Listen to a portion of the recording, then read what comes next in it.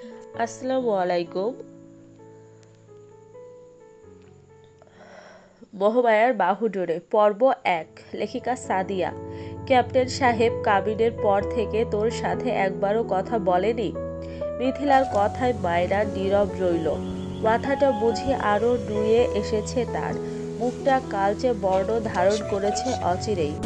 মিথিলার কপাল আরো কুঁচকে এলো। মনে মনে যা ভাবার ভেবেও নিয়েছে সে। মায়রা কিছু বলার আগে বিস্ময় সন্ধিহানি কণ্ঠে মিথিলা প্রশ্ন করল, কি রে মায়রা, তুই বলতে চাচ্ছিস কাবিনে ৩ মাস হতে চলল আর ওই আর্মির ক্যাপ্টেন একবারও তোর সাথে কথা বলেনি? মায়রা শান্ত দৃষ্টিতে তাকালো মিথিলার দিকে। মায়রার মলিন মুখখানা দেখে মিথিলার বুক মুচড়ে উঠল। মেয়েটার কপালে কি বিয়ের পর সুখ জুটবে না? মায়রা শান্ত মৃদু কণ্ঠে জবাব দিল, এই ৩ মাসে ওই ফাহাদ ইহাম চৌধুরীর সাথে আমার একবারও কথা হয়নি আপু। কথা তো পরের বিষয়। আমার মনে হয় উনি আমাকে একবারও দেখতেও কথা তো পরের বিষয় আমার মনে হয় উনি আমাকে একবারও দেখেওনি বিয়ের সময়। ভীষণ চমকে উঠল মিথিলা। কি বলবে কিচ্ছু খুঁজে পাচ্ছে না। আরবিতে জব করে বলে কি বউ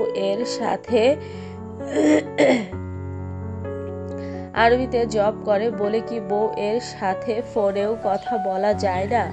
এত ব্যস্ততার মাঝে কি ৩ মাসেও ১ মিনিট সময় হয়নি নতুন বউয়ের সাথে কথা বলার? নাকি মায়রাকে তিনি পছন্দ করেনি? মায়রার মতো একটা মেয়েকেও কেউ অপছন্দ করতে পারে? তা বুঝি মিথিলার বিস্ময় চমকের বিষয়। বিস্তর চমকের বিষয়। এমন উদ্ভট কথা এই পর্যন্ত শোনেনি সে। ৩ মাসের ভেতর একটা বার কল করেনি সদ্য বিয়ে করা বউকে। এটা বিস্ময়ের বাহিরে নয় কারো কাছেই। তুই কারো কাছে জানাসনি? কার কাছে জানাবো? কি বলবো? আমার স্বামী আমাকে কল দেয় না, কথা বলে না। এটা কোনো অভিযোগ হলো? তাই বলে তুই মামিকেও একবার জানাবি না কথাটা? না আপু, আমার কিছু বলার নেই, আর না কখনো কিছু বলবো। আচ্ছা মায়রা, তুই ওনাকে একবার কল দিয়েছিলি? কি বলো আপু? যেখানে বিয়ের পর থেকে একবারও উনি আমাকে কল করেনি সেখানে লজ্জা শরমের মাথা খেয়ে আমি কল করব ওনাকে? কি যা তা বলছো আপু? মিথিলা কিছু বলবে তার আগেই মায়রার ফোনে তার শাশুড়ির কল এলো। মায়রা এক পলক মিথিলার দিকে তাকিয়ে কল রিসিভ করলো। সুরেলা মিহি কণ্ঠে জানালো, আসসালামু আলাইকুম মা, কেমন আছেন? ওপাশ থেকে ভদ্র মহিলা বুঝি তৃপ্তি নিয়ে জবাব দিলেন, ওয়ালাইকুম আসসালাম আম্মা, আলহামদুলিল্লাহ, ভালো রাখছে আল্লাহ। তুমি ভালো আছো আম্মা? জি মা, ভালো। বাবা ভালো আছেন? হ্যাঁ মা, তোমার বাবাও ভালো আছেন। শোনো মা, তোমার আম্মুর কাছে একটু ফোনটা দাও তো। আমরা সবাই কিন্তু তোমাদের বাড়িতে আসবো, তৈরি থেকো কিন্তু। জি মা, বলে মায়রা দ্রুত ফোন মায়ের কাছে দিয়ে এসে আবার মিথিলার কাছে এলো। মিথিলা কেমন উত্তেজিত কণ্ঠে জিজ্ঞেস করলো, কি বললো রে মায়েরা, ওরা সবাই আসবে মানে? মিথিলার আনন্দের কোনো কারণ খুঁজে পেল না মায়েরা। সে সন্দিগ্ধ চোখে তাকিয়ে রইল তার একমাত্র ফুপির মেয়ের দিকে। মিথিলা আবার হাসি মুখে প্রশ্ন করলো, সবাই মানে কি আর্মির ওই বদ ক্যাপ্টেনটাও আসবে? হঠাৎই বুকটা বুঝি কেঁপে উঠল মায়রার। আচমকা বুঝি সবকিছু তার নিকট থমকে গেল। কানে বারবার সুড়সুড়ি দিল একটা কথায়, ক্যাপ্টেন সাহেব কি সত্যি আসবে? বুকের ভেতর দারুণ আলোড়ন শুরু হয়েছে তার, যার রেশ তার পুরো অঙ্গে স্রোতের মতো বয়ে গেল প্রবল গতিতে। ভেতরটা হঠাৎই কেন চঞ্চল হয়ে উঠল তার। মিথিলা তার হাত স্পর্শ করতেই স্তম্ভিত ফিরল মেয়েটার। অজানা কারণেই লজ্জায় মুখ রক্তিম হলো তার। দৃষ্টি নত করে নিল নির্নিমেষ। মায়েরা, আমার মনে হচ্ছে ওরা সবাই মিলে এ বাসায় আসবে, সাথে শিওর ক্যাপ্টেনটাও আসবে। ফোন নিয়ে চটজলদি করে এগিয়ে এলেন ফাতেমা বেগম। মায়েরার কাছে ফোনটা দিয়ে ব্যস্ত ভঙ্গিতে বললেন, মায়েরা মা, তাড়াতাড়ি কর, ঘরের সব গোছগাছ শুরু করে দে মা, হাতে একটুও সময় নেই। কাল সকালেই ওরা সবাই চলে আসবে এখানে, জামাই বাবাও আসবে, অনেক দিনের ছুটিতে আসছে সে। এই ছুটিতেই বোধহয় তোকে তুলে নিয়ে যাবে। আর ইহাম বাবা মনে হয় এখানে থাকবেও দুদিন। তাড়াতাড়ি সব তৈরি কর মা, অনেক কাজ বাকি। মিথিলা মা, তুই ও একটু হাত লাগা, আমি তোর বাবাকে বলি বাজারে যেতে, সন্ধ্যার পর আবার ভালো মাছ মাংস পাবে না। ফাতেমা বেগম তাড়াতাড়ি করে আবারও চলে গেলেন মহিন সাহেবের নিকট বাজারে পাঠাবেন বলে। মিথিলার চোখে মুখে উচ্ছ্বাস দেখা গেলেও মায়েরা চুপচাপ। তবুও বুঝি বুকের ভেতর অশান্ত ঢেউ এর জোয়ার বইছে। শরীরটা বুঝি তার দাপটে বলহীন হয়ে আসছে। হঠাৎ এমন শরীর অসাড় অনুভূতির স্রোত কেন বইছে? কোথা থেকে উৎপন্ন হচ্ছে এই অশান্ত অস্থির অনুভূতির স্থিতি? খুব সকালে উঠে ফাতেমা বেগম হাতের কাজ শেষ করেই রান্নাঘরে ঢুকেছেন। মিথিলা সেই কখন থেকে ডাকছে মায়েরাকে, তবুও ঘুম থেকে তার ওঠার নাম নেই। 9টা বাজতে চলে, তবুও উঠছে না মেয়েটা। কখন না কখন তারা সবাই চলে আসে। ফ্রেশ হয়ে রেডি হতে হবে, সেদিকে কোনো খেয়ালই নেই। মেয়েটা যে এত ঘুম পাগলা, কি করবে শ্বশুর বাড়ি যাওয়ার পর? সে যতটুক জানে, ডিফেন্সে জব করা প্রতিটা সৈনিক খুব নিয়ম শৃঙ্খলার মাঝে অভ্যস্ত। এই এলোমেলো মেয়েটার সাথে কি করে থাকবে বাংলাদেশ আর্মির একজন ক্যাপ্টেন? মিথিলা জানে না, কিচ্ছু মাথায় ঢুকছে না তার। ভীষণ জোরাজুরি করে এক প্রকার টেনে টুনে মায়েরাকে ঘুম থেকে উঠালো সে।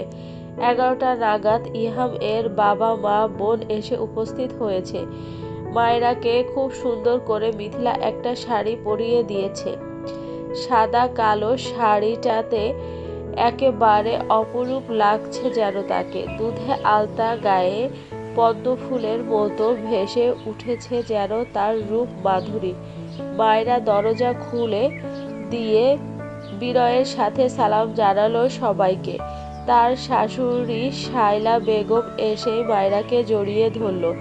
দরজার সামনেই এক প্রকার মমতার কুশল বিনিময় পর্ব সেরে ভেতরে ঢুকলো তারা।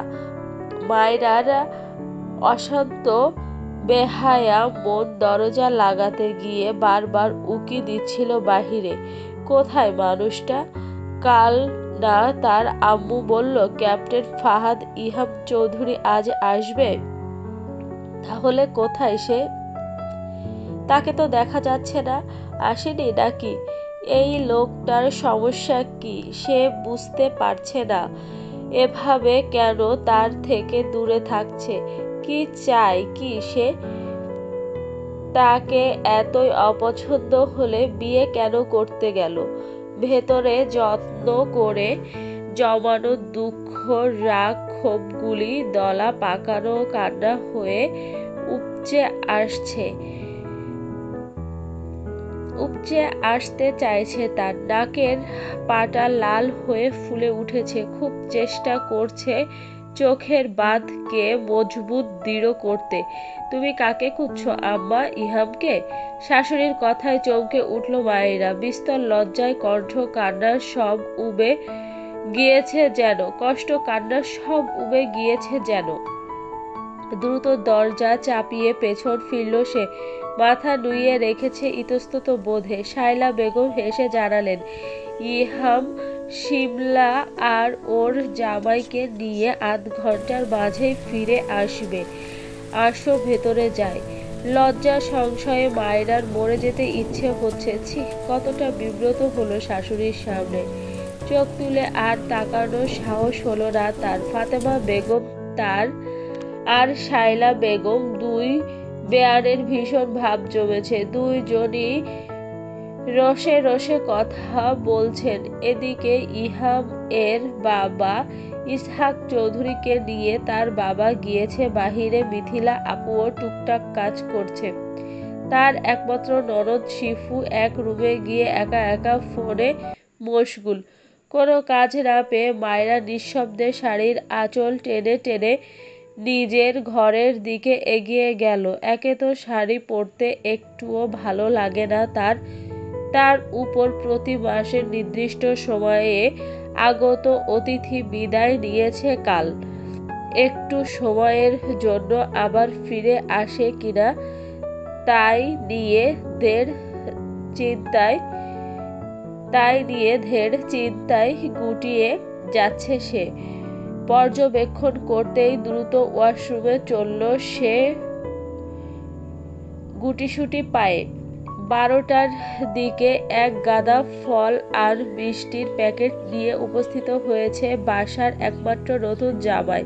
সাথে নিয়ে এসেছে বড় বোন আর দুলাভাইকে। বাসায় ঢুকে অনাকাঙ্ক্ষিত মিথিলার মুখ দেখে খানিক সরু হলো ইহামের ললাট। তার যতদূর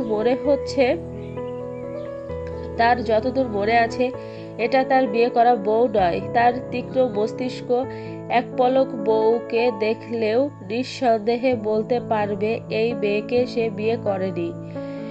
কঠিন পাষাণ মানুষটা দ্বিতীয়বার নিজের না দেখা বউকে আর খোঁজার চেষ্টাও করেনি বাসার আনাচে কানাচে।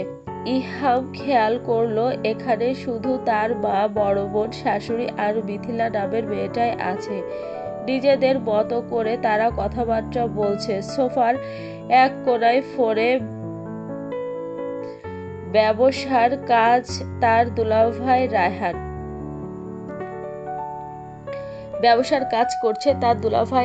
তার তীক্ষ্ণ চোখে আবার দেখলো ড্রয়িং রুমটা। সে যত দূর জানে সে যাকে বিয়ে করেছে তার নাম মায়েরা। যাকে না দেখে বিয়ে করেছে, যার সাথে তার কোনো সম্পর্ক, দেখা, কথাবার্তা কিছুই হয়নি, অথচ তাদের বিবাহিত জীবনের 3 মাস পূরণ হবে কিছুদিন পর। তবুও সেই মেয়ের প্রতি যেন কোনো আগ্রহ কিংবা কৌতূহল কোনোটাই নেই তার মধ্যে। সবার মাঝে কেমন গম্ভীর ধারালো মুখভঙ্গি নিয়ে বসে আছে নিশ্চুপে, যেন অনুভূতি প্রাণ শূন্য একটা রোবট। দূর থেকে মিথিলা আর চোখে চোখে খেয়াল করছে ওই শক্ত পেটা মানুষটাকে।